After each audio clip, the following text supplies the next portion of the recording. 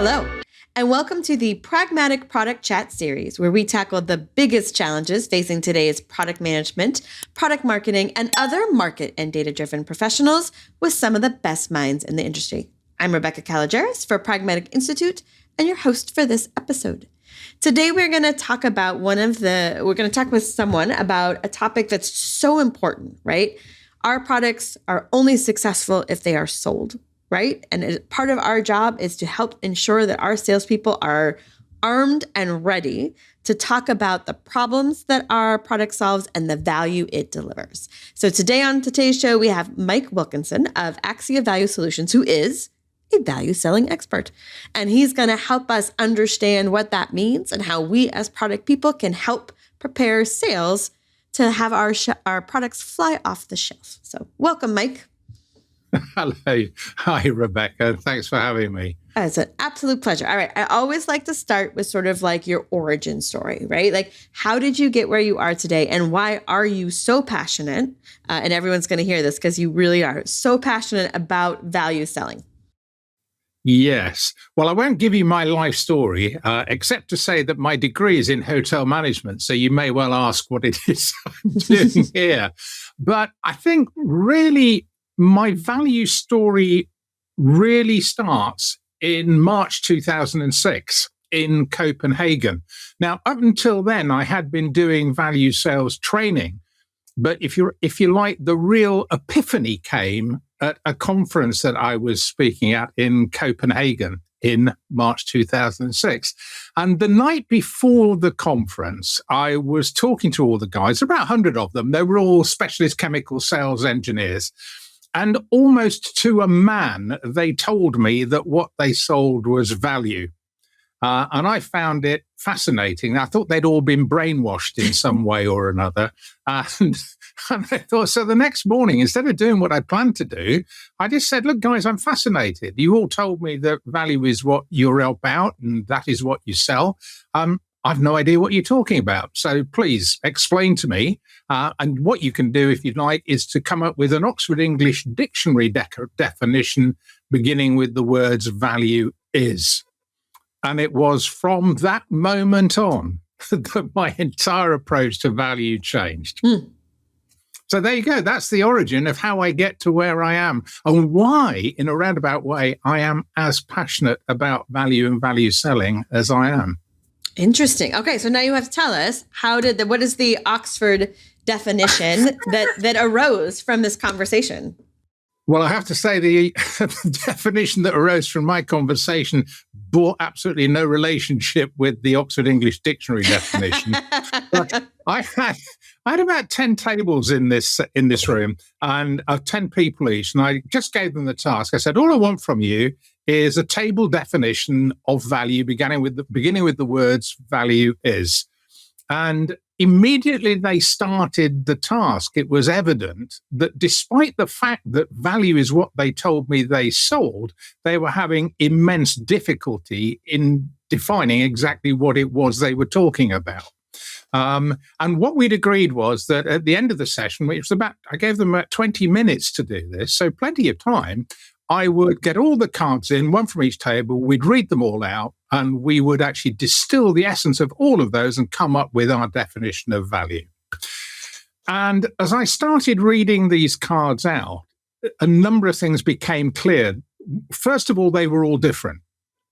Clearly there were similarities. There was a lot about perception and a lot about balance and stuff, but they were all different. And then I came across a card in the middle of the pack, and I looked at it, and it looked at me, and I thought, this is ridiculous. This cannot be true. And anyway, so I read out what was on the card, 4 words: value is a mystery. And that was it. And I thought, that is just ridiculous. But then the penny started to drop. And the more I thought about it, the more I realized that as salespeople, value is a mystery. Until we understand how our customers perceive value, then to all intents and purposes, it is a mystery. And our job as salespeople then becomes one of solving the value mystery. In other words, understanding what value looks like from the customer's perspective. And that really was the beginning of everything. So, because the other, sorry, go on. No, I was going to reflect back that. So what we're saying there is that the person or the entity that controls what value means as it relates to your product isn't you or the Absolutely 10 tables of not. people. It is the buyer. There's one slide I show in all the programs I ever run. And it's the one slide I tell people, whatever you do, never forget this. And on the slide, all it says is value is defined by the customer, not by you. That's it.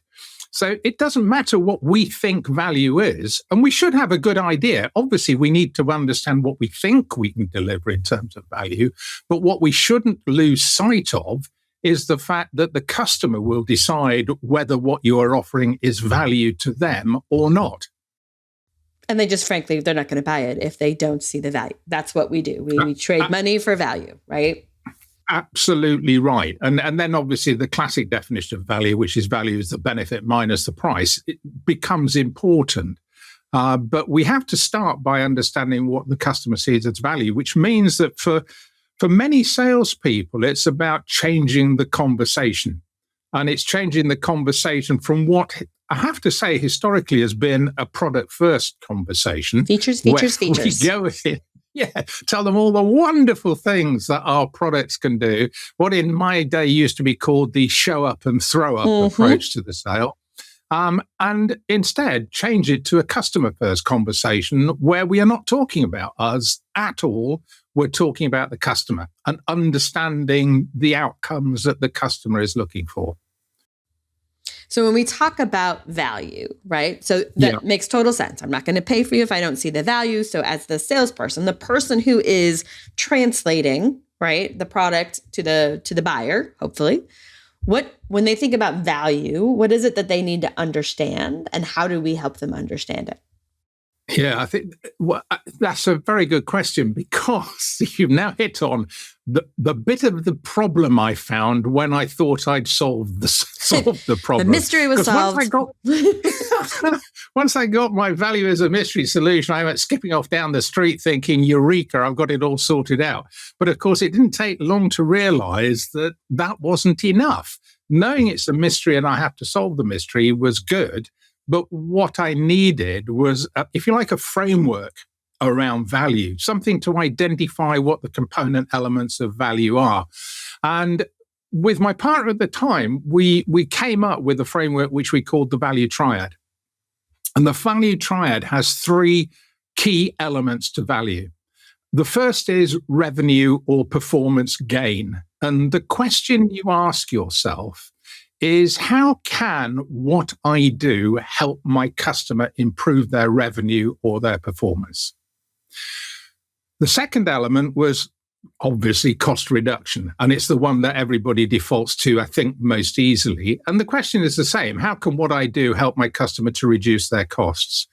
And if you think about it, both of those are objective, they're measurable, and they can be monetized, and they should be monetized. Yeah. And when you're having that initial conversation with your customer about the challenges that they're facing and the outcomes they're looking for, you want to put numbers on it. And when you are then talking to the customer about how you can actually address their value challenges, you want to put numbers on your solution as well. But again, you make these discoveries along the way, don't you? But what that actually means that for us as sellers, if I'm going to demonstrate how I can help you to improve your revenue or reduce your costs, it means I need to understand your business, perhaps in a lot more detail than I used to do. So I need to understand how you generate revenue, and I need to understand where you incur cost, because I can't show you how to improve either of those things if I have no idea how they're generated in your business. So those were the, sorry, go. No, I was going to say, it's interesting because they are objective, they are measurable. And I think one of the pitfalls people fall into is sort of the allure of like the ROI calculator, right? Like, I'm going to do the math and I'm going to show them how they're going to save, and they're going to be like, oh my God, that's amazing. Here, take my money.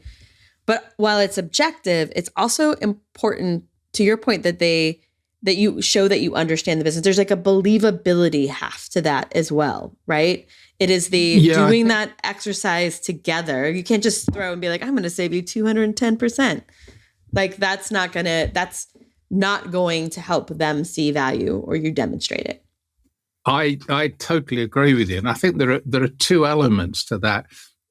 If you like, ROI is a promise of something that's going to happen in the future. And if you're dealing with people who think in the short term, that's really not desperately helpful. And what is a lot more helpful is COI, the cost of inaction. So what's it cost you if you don't do anything? Because that's what actually generates urgency. If I don't solve this problem today, or if I don't come up with a solution today, I won't be having any benefits in the future because I've got to resolve the problem right now. That's really smart. And just a flip of the thinking of ROI sounds future and promise. The cost of inaction is where you're going to get the urgency, which you want in order to drive the deal in a faster spurt. I love that. I think if you're thinking motivationally, for me, the COI is the away from motivation. All of us want to get away from pain or problems or things that are getting in the way. Whereas ROI is towards. That's what we're moving towards. ROI is the promise of something that's going to happen in the future. COI is the recognition that I need to do something about it now because it's costing me money. But to your other point, I think very often as sellers, particularly the more technically orientated sellers, are very much wrapped up in revenue gain, cost reduction, logic, looking at, product specifications and all this sort of stuff. And you hear them say things like, well, this is an absolute no-brainer. They can't possibly say no. It's an absolute no-brainer. Right. And yet, I think we can all think of loads.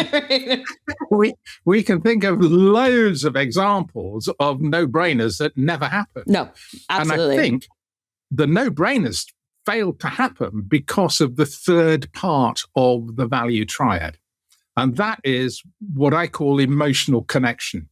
Yeah. And it's the bit to do with trust, credibility, reliability, cultural fit, just that feeling that we get when we're working with somebody. You think, this is somebody I'd quite like to work with.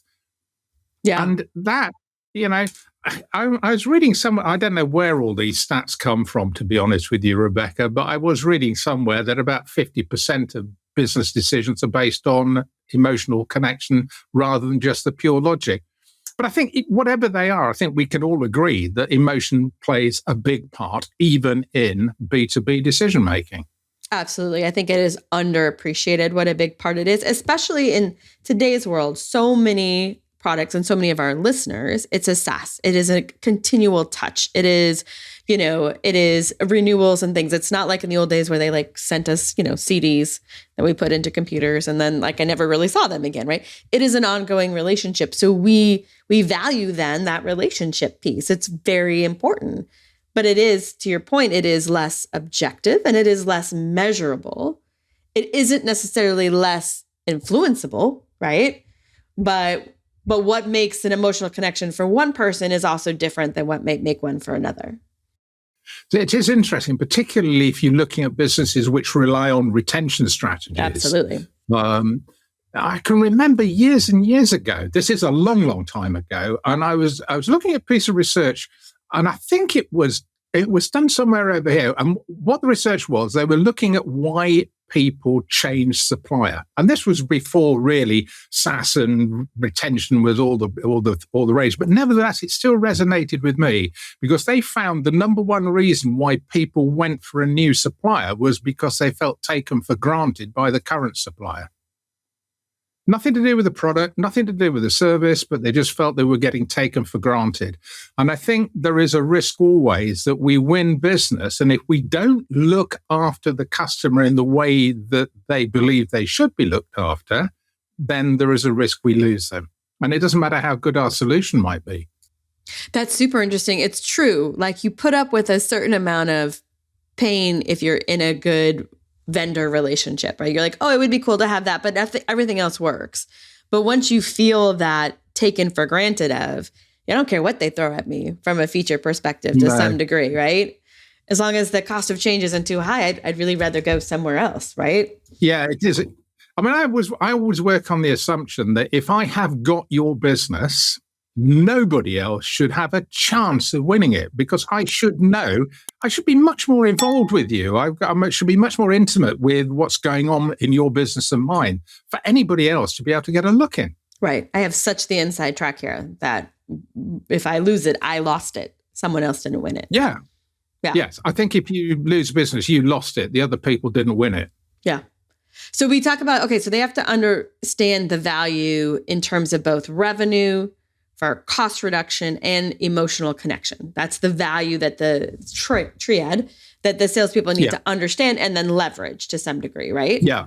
So how do we as product people help them understand those three? It's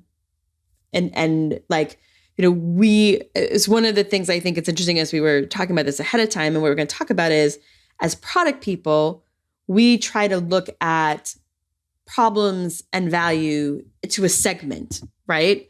Which is fine, right? Because we're building products for multiple people. Like, that's our goal, is to build a product that lots of people love, not just one. We're not a one-off shop, but so we're talking about value there, and the salespeople need to understand that, and I would think they need to be able to help translate or pull out then what's important to a specific buyer. So, right, there's like segment information and translation to buyers. So, talk to me about how do we help? What do we do? Well, I think that's a question. I look at the whole thing like hierarchy, if you like, and at the top of the hierarchy, you have, if you like, the corporate value proposition. It's the thing that corporately we say to all of our potential customers that potentially we might be able to do for them. It's that sort of broad overarching perception of what I do. But then underneath that comes, you're right, the segment level. So for each of the segments within which the business operates, there will be a slightly different segment level value proposition. It should have at its core the corporate level perspective, but tailored and translated down into the requirements for each individual business segment. Mm-hmm. But then each business segment is made up of all the customers that are in that segment.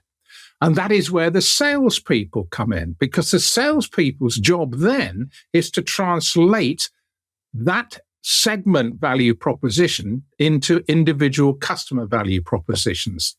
In other words, a value proposition that's based upon the segment, but is tailored to the needs of that individual customer.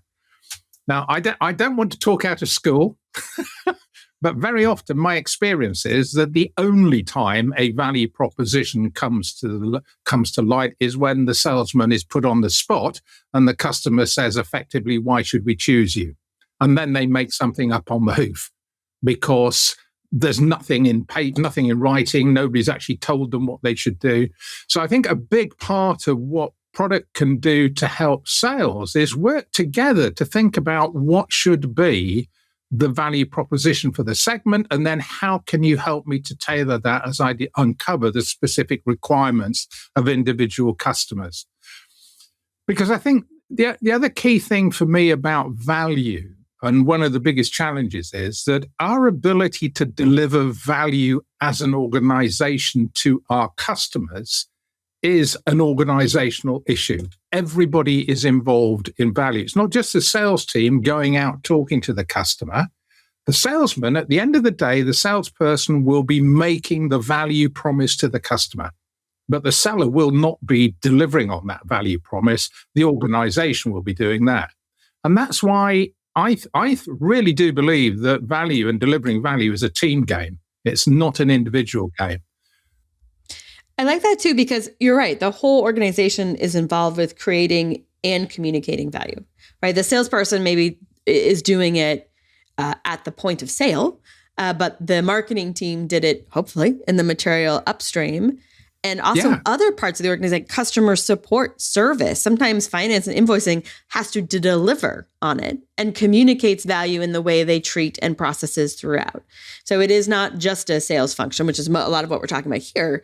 It is a whole organization. Yeah. And to your point then, not coming and saying, here's your answer, here's your value based proposition. It's, hey, let's work on this together and think about how this works for a segment and building it together. I think if you're going to be, especially for the larger opportunities, I mean, clearly we can't all work on every single conceivable opportunity together because of the scale of things will get out of hand.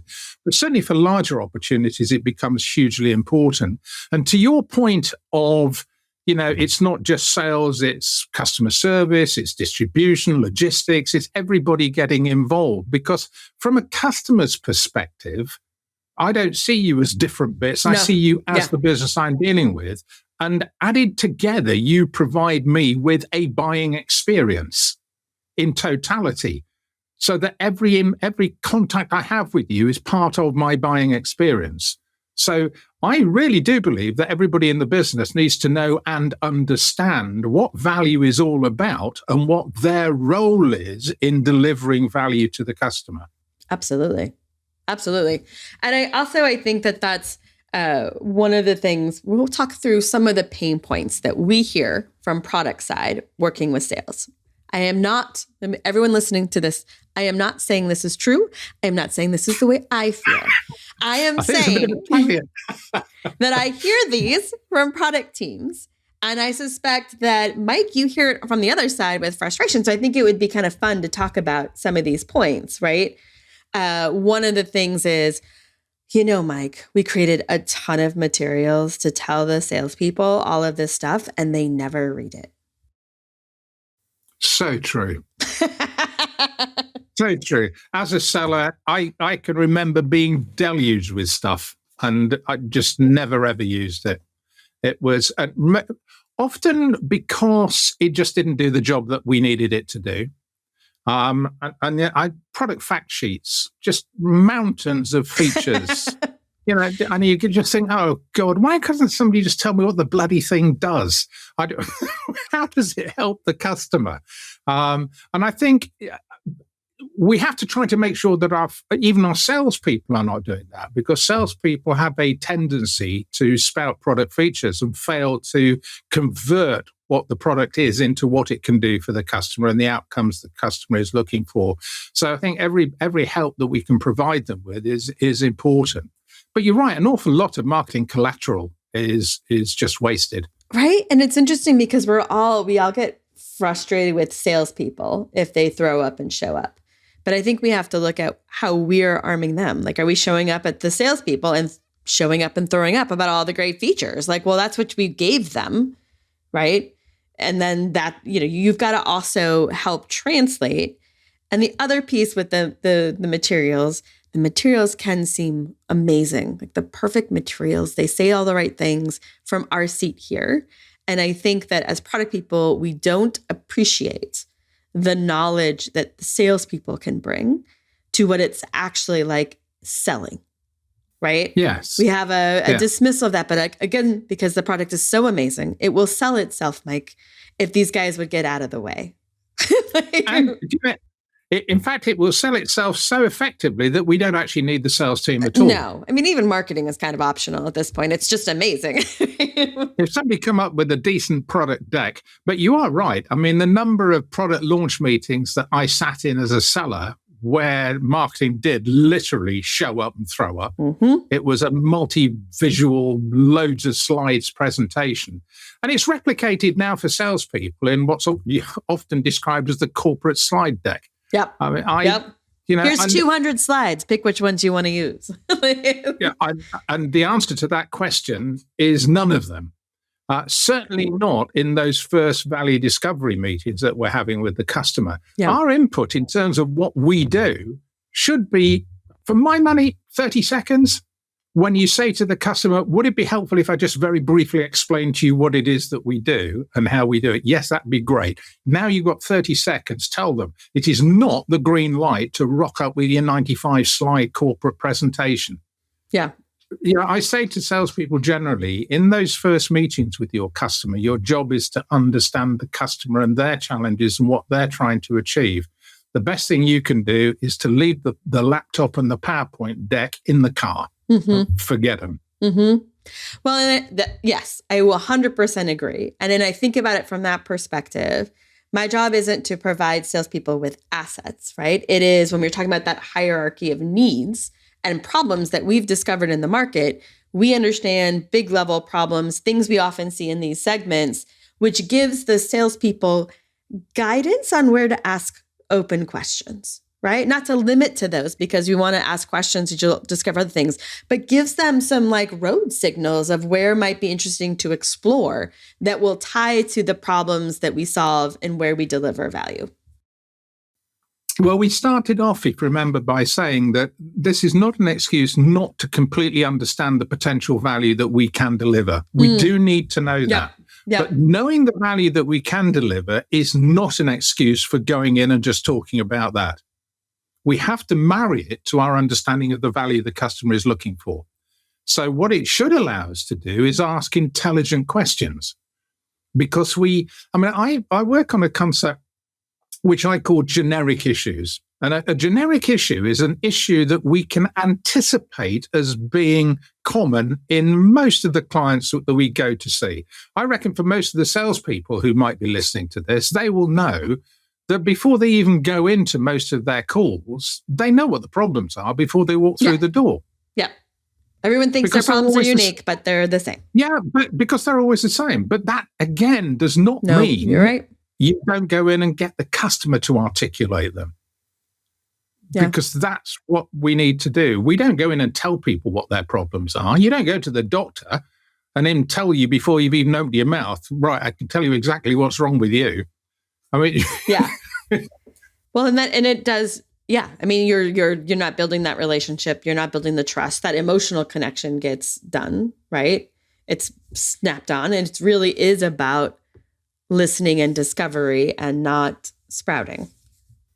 It is. And that emotional connection and that initial trust is fundamental, because if people don't feel that connection, they don't feel that potentially they can trust you, they will not share with you the information that you need to help them anyway. And I think there are a couple of things that really help with that. One is not going in and having an interrogation. You go in and you have a conversation. I was just thinking about that. Like, when salespeople are just trying to get the numbers, like, how much would it save you if you never, and you're just like, this is annoying, right? Like, that's not a conversation of, do I have the problem? It is, it's a great conversation versus inquisition, because you can feel it. You can feel when you're only asking me a question so that you can come back and be like, well, you see, then I could save you $10,000 and I'm only charging you $1, right? Like, yeah, we all know. That's just manipulative, isn't it? It is manipulative. But I think my own view is that I think as sellers particularly, we have to be genuinely interested and curious about the business and the person that we're talking to. And we have to ask questions because we genuinely want to find out, not because somebody's told us that that is what we should do. Because I think the way they are delivered are two entirely different things. If I'm asking questions because I've been told to ask questions, the way they will be asked will be entirely different to me being really genuinely interested in you and finding out about you and your business. It's true. I mean, you do that on the podcast. If someone told me what questions to ask, I would not want to do that conversation, right? No. Because neither one of us is super engaged then. It's not real. It's not discovery. I completely agree. And the other key, which, I mean, it's not going to come as any surprise to anybody, is to listen. Yeah. And it doesn't matter whether you're in product or in sales or anywhere, that ability to listen is critically important. And yet, most of us are awful at it. Worryingly enough. When people often say to me, what's the one piece of advice you would give to a seller? And my number one piece of advice is slow down. Take the time to listen. Don't want to answer the question the very second it's been asked. Just think about it. Yeah. Get yourself some time to think about and articulate what you want to say next properly. Yeah, that's interesting. Like, if they just have FAQs, they'll go to the website. This is a conversation, and it is not people like deliberate answers. That is a really good point because it's one I really struggle with. I'm like, we can go fast. I can do fast. I love that. I think that's absolutely brilliant. I think you're right. Actually, you're now doing us out of a job even more now, because now we can answer most of the questions that we know people ask by just sticking in FAQs. Perfect. Right? Great. Who again? Again, who needs salespeople? That's the end of the conversation. We have the answer. I'm kidding.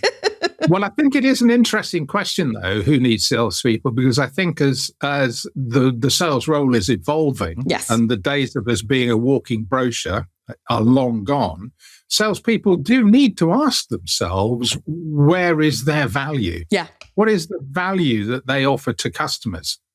And I think in times of buying complexity, there's a lot of value a seller can offer in terms of insight, in terms of helping buyers managing the complexity of choice that they have and all of those things. But I think very often salespeople do need to take a step back and just think about, what is the role that I should be doing? How can I add value to the relationship with the customer?